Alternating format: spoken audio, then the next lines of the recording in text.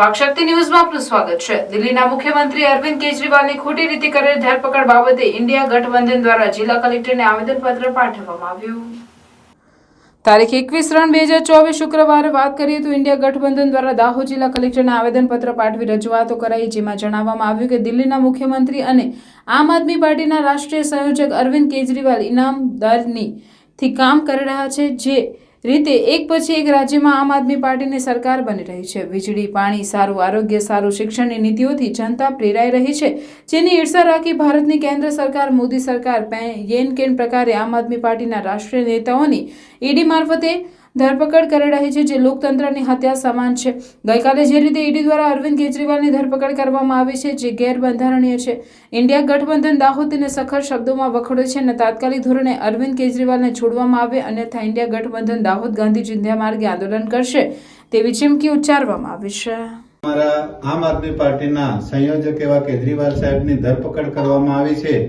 તો આ ઈડી દ્વારા ભાજપે ઈડી દ્વારા ખોટી રીતે હેરાન કરીને અમારા મુખ્યમંત્રી દિલ્હીવાળાને એરેસ્ટ કરવામાં આવ્યા છે। તો આ ખોટી એફઆરઆઈ કરીને હેરાન કરતા હોય તો આ ભાજપની સરકારને અમે કહેવા માંગીએ છીએ કે તાનાશાહી સરકારને દરેકે જાકારો આપવો જોઈએ અને અમારા કેજરીવાલ સાહેબને આ ખોટી એફઆરઆઈ ફરી પરત લેવા માટે અમારી વિનંતી છે।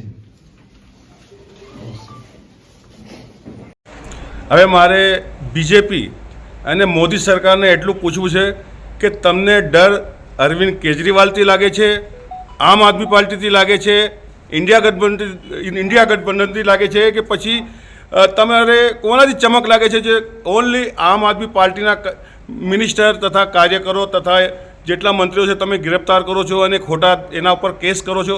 ભાઈ તમને ચમક લાગતી હોય તો ખુલીને કહો કે અમને આમનાથી ડર લાગે છે, એટલે અમને અંદર કરીએ છીએ। હારવાથી ડર લાગે છે, શાનાથી ડર લાગે? આ સરકારને અમારે મેસેજ પહોંચાડો કે તમને ડર શાનાથી લાગે, એ અમને ખુલાસો કરો। ગઈકાલે જે દિલ્હીના સીએમ અરવિંદ કેજરીવાલજીને જે ઈડી દ્વારા ધરપકડ કરવામાં આવેલ છે, હવે જે કેજરીવાલ સાહેબને એમના શરીરને તમે ગિરફ્તાર કરી શકશો, એમને જેલમાં નાખી શકશો, પણ એમના વિચારોને, એમની વિચારસરણીને તમે કેવી રીતે રોકી શકશો? અત્યારે ગામડે ગામડે, ઘરે ઘરે, તાલુકે તાલુકે, જિલ્લે જિલ્લે એક કેજરીવાલ હજારોની સંખ્યામાં મોજૂદ છે। તો સેનાપતિ વગર તો તમે કેવી રીતે ઇલેક્શનમાં ભાગ ભજવશો કે રણનીતિ તૈયાર કરશો? એ વાત તદ્દન ખોટી છે। અમે ઘરે ઘરે, ગામડે ગામડે, દરેક જગ્યાએ અમે પોતે પણ કેજરીવાલ છીએ અને અમે જે બીજેપીની તાનાશાહી સરકાર છે એની સામે લડવાના છીએ અને જીતવાના પણ છીએ।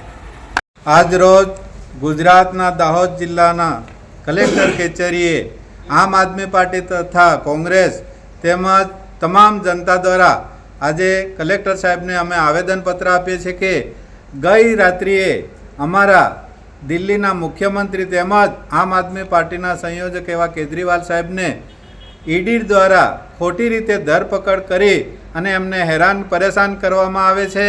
તો આ ભાજપની તાનાશાહી સરકારને અમારી એક વિનંતી છે અને એમને ખુલ્લી ચેલેન્જ પણ છે કે તમે આ ઈમાનદાર પાર્ટીને કેટલી વાર દબાવી શકશો? હવે પછી તમારે આ ભારત દેશમાંથી ભાજપનું કમળનું નિશાન અમે ઉખાડીને ફેંકી દેવાના છે, કારણ કે તમે જેટલો ભ્રષ્ટાચાર કર્યો છે એવો આજે કોઈ જગ્યાએ નથી। કોંગ્રેસના રાજમાં પણ આટલો ભ્રષ્ટાચાર નહોતો। આજે દરેક જે કચેરીઓ છે એમાં પૂરેપૂરો ભ્રષ્ટાચાર છે। તમારી કઈ યોજના સફળ થઈ છે? તો અમારા અરવિંદ કેજરીવાલ સાહેબે આજે શિક્ષણની નીતિમાં ફેરફાર કર્યો છે, દવાખાનામાં ફેરફાર કર્યો છે, આજે મફત દવા મળી રહી છે, મફત શિક્ષણ મળી રહ્યું છે। જ્યારે ગુજરાતમાં દેખો, આખા દેશમાં દેખો, તમારી કોલેજોમાં 2-2 લાખની ફી છે। તો આના કારણે તમે ઈમાનદાર નેતાને આજે દબાવી રહ્યા છો, પણ આજે જનતા જાગી ચૂકી છે। તમને ચોક્કસ જાકારો આ ચૂંટણી, લોકસભા ચૂંટણીમાં મળશે, એની અમે ચેલેન્જ સાથે વાત કરીએ છીએ। આજરોજ દાહોદ કલેક્ટર કચેરીએ અમારા રાષ્ટ્રીય અધ્યક્ષ શ્રી અરવિંદ કેજરીવાલ સાહેબની ઈડી દ્વારા ખોટી રીતે ધરપકડ કરવામાં આવી છે। એના અનુસંધાને અમે આવેદનપત્ર આપવામાં આવ્યા છે અને આ બેરી મૂંગી ભાજપની સરકારને ઘેરભેગા કરવા માટે અમે આહવાન કરીએ છીએ કે આવી ઈડીનો દુરુપયોગ કરી અને ઈમાનદાર નેતાને ખોટી રીતે ધરપકડ કરવામાં આવી છે, એમને તાત્કાલિક ધોરણે તોડવામાં આવે એવી લીમખેડા તાલુકા આમ આદમી પાર્ટી વતી હું સરકારશ્રીને તથા દાહોદ કલેક્ટર અને મહામહિમ રાજ્યપાલશ્રીને નમ્ર વિનંતી કરું છું અને જો આવું ન થાય તો ગુજરાત અને દાહોદની જનતા ઉગ્ર આંદોलन કરશે એવી ચીમકી આપીએ છીએ।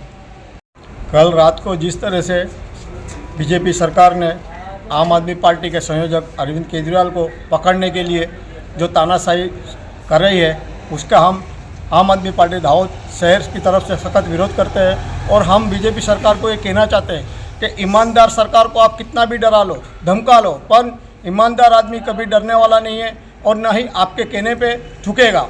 तो ये हमारा कहना है कि अगर आपने जो अरविंद केजरीवाल को खोटी तरफ से खोटी शराब नीति के तहत गिरफ्तार किया है, यह गलत है। ईडी का उपयोग करना, सीबीआई का उपयोग करना, यह बीजेपी की एक रणनीति है। जब भी चुनाव आता है तब वो इसी तरह आम आदमी पार्टी के अधिकारियों या आम आदमी पार्टी के जो नेता हैं गण को तकलीफ देके और वो ईडी का दुरुपयोग करके उनको डरा के धमका के किसी भी तरह वो अपने आप पे लेना चाहती है। अगर नहीं आते हैं तो फिर इस तरह से हैरान करती है। उनको हम साफ चेतावनी देना चाहते हैं कि आप कुछ भी कर लो, पर आम आदमी का एक एक कार्यकर्ता निष्ठा और ईमानदारी के साथ आम आदमी पार्टी के साथ जुड़ा है। वो कभी भी आपके कहने पे, आपके दबाव पे कभी भी कोई भी पार्टी में जुड़ने वाला नहीं है। ये एक ईमानदार पार्टी है, झुकेगी नहीं, लड़ेगी। भारत माता की जय।